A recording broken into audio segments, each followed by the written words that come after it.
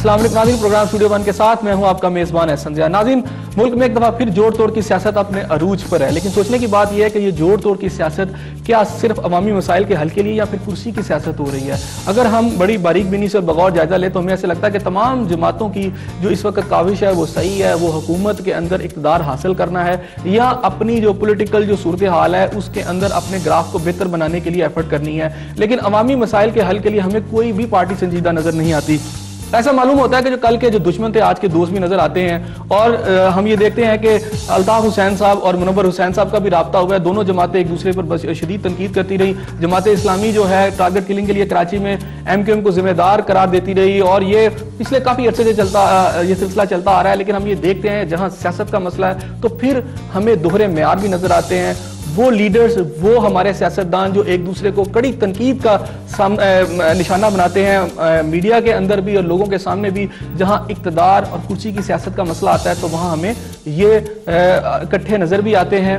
ناظرین، بات یہ ہے کہ کیا ہمارے ملک کے سیاستدان عوام کے مسائل کے حل کے لیے کیا اپنا کردار ادا کریں گے یا نہیں؟ اس موضوع پر بات کرنے کے لیے آج میرے ساتھ جو شرکا شریک گفتگو ہیں، میرے پہلے مہمان ہیں سینیٹر سجاد بخاری صاحب، تعلق ہے ان کا پاکستان پیپلز پارٹی سے، اور میرے دوسرے مہمان ہیں حافظ سلمان بٹ صاحب، جماعت اسلامی کے سینئر رہنما ہیں۔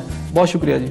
اچھا سجاد بخاری صاحب، یہ بتائیے گا کہ کیا فیوچر ہے آپ کی گورنمنٹ کا، کس طرح دیکھتے ہیں؟ بڑی اس وقت ہلچل مچی ہوئی ہے پوری سیاسی میدان کے اندر، اور فضل الرحمان صاحب جب سے گورنمنٹ سے علیحدہ ہوئے ہیں تب سے پہلے تو لوگوں کا خیال تھا کہ فضل الرحمان صاحب، ایک بڑی اہم بات ہے ان کے بارے میں یہ کہا جا رہا تھا کہ وہ گورنمنٹ سے علیحدہ نہیں ہیں اور مل جائیں گے، آپ کے لوگ بھی یہ کہتے رہے، لیکن ایک نظر آ رہا ہے کہ with the passage of time وہ ایک ان کا سٹینس نظر آ رہا ہے کہ وہ شاید اب گورنمنٹ سے نہیں ملیں گے، اور گورنمنٹ جو ہے اس وقت ایک ویک وکٹ پہ کھیل رہی ہے۔ کیا کہتے ہیں آپ اس بارے میں؟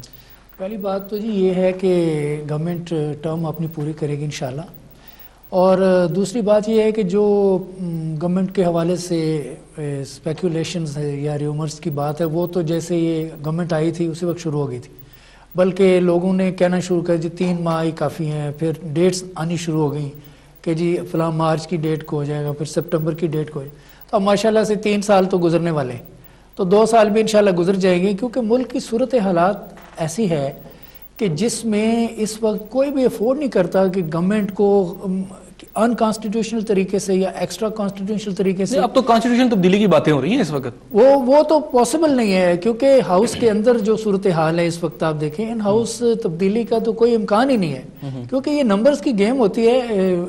بٹ صاحب ہمارے ساتھ بیٹھے پارلیمنٹیرین رہے ہیں، پارلیمنٹ کے اندر تو نمبرز کی گیم ہوتی ہے، اور نمبرز سب کے سامنے ہیں، کوئی نمبرز جو ہیں ایسے کسی کے ہاتھ میں بھی نہیں ہیں کہ اس وقت گورنمنٹ کو وہ ڈی اسٹیبلائز کر سکے یا ڈی ریل کر سکے اس حوالے سے۔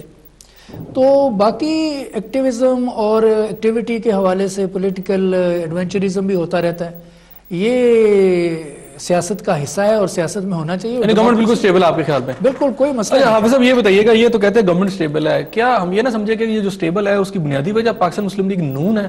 اگر نون ہاتھ اٹھا دے ان کے اوپر سے، بیسیکلی اپوزیشن میں ہوتے ہوئے بھی ان کو اسٹرینتھن کر رہی ہے، باقی جماعتیں تو ان سے ہمیں علیحدہ نظر آتی ہیں، کاف لیگ بھی جو ہے پاکستان پیپلز پارٹی سے ابھی ٹرمز اینڈ کنڈیشن میں جا رہی ہے، ابھی اس نے ان کے ساتھ کوئی ایسا معاہدہ نہیں کیا۔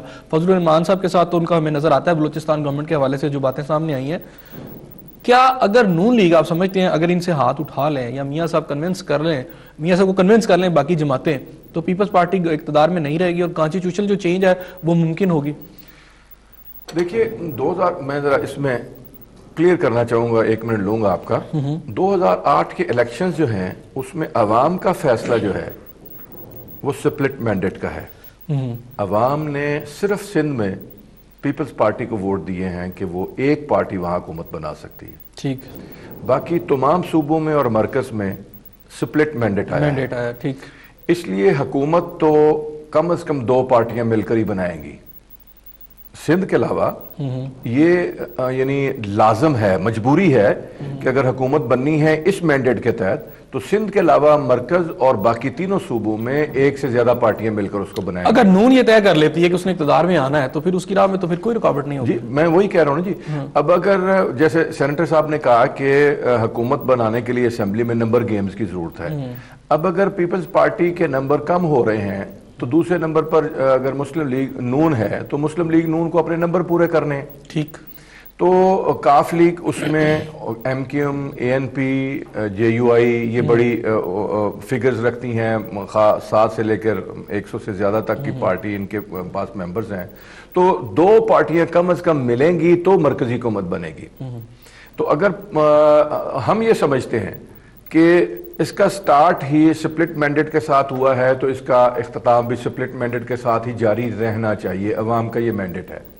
تو اگر ہاؤس کے اندر کوئی تبدیلی آتی ہے، کوئی دوسری 2 پارٹیاں مل کر بنا لیتی ہیں تو وہ تو ٹھیک ہے، ایک کانسٹیٹیوشنل ایک چینج ہے، ہو جائے تو اس میں کوئی حرج نہیں ہے. آپ فورسی کرتے ہیں کہ ایسی کوئی چینج ہو سکتی ہے؟ انکانسٹیٹیوشنل میں اس پہ بات انکانسٹیٹیوشنل چینج کیا ہم حق میں نہیں ہیں، اور ہم یہ چاہتے ہیں کہ یہ اسمبلیاں اپنی مدت پوری کریں اور حکومتیں جو ہے وہ سپلٹ مینڈیٹ کے ساتھ جو بھی بنے. جہاں تک آپ نے یہ سوال کیا کہ کیا یہ ہو سکتا ہے، میرا خیال ہے کہ پاکستان کے اندر یہ ممکن نہیں ہے کہ سٹنگ گورنمنٹ کو کسی بھی نمبر گیم تبدیل کر کے تبدیل کیا جا سکے.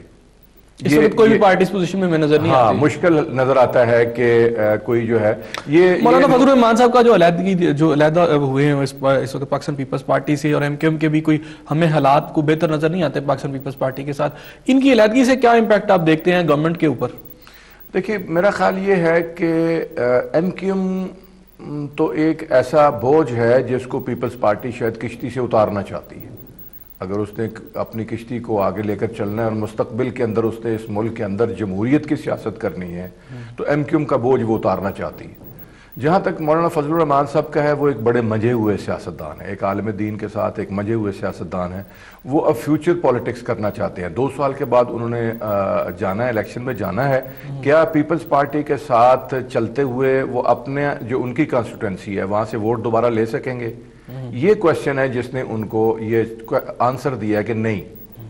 اس لیے میں سمجھتا ہوں کہ وہ فیوچر پولیٹکس کے لیے وہ پیپلز پارٹی سے الگ. فضل الرحمان صاحب کی ایک ایسی شخصیت ہے کہ جن کے بارے میں بہت سارے سیاسی اینالسٹ بھی کہہ رہے تھے، ایون پاکستان پیپلز پارٹی کے لوگ بھی کہہ رہے تھے کہ ان کو کچھ دے دلا کے ہم راضی کر لیں گے. اور پہلی دفعہ ہوا ہے کہ فضل الرحمان صاحب جن کی ایک شخصیت ایسے بنی ہوئی ہے کہ جب ان کو گیو اینڈ ٹیک ہوتا ہے، ان کی فیوریبل باتیں ہو جاتی ہیں، ان کی ریکوائرمنٹ پوری ہو جاتی ہیں، جو بھی وہ ڈیمانڈز رکھتے ہیں پوری ہو جاتی ہیں، تو وہ پھر گورنمنٹ کے ساتھ.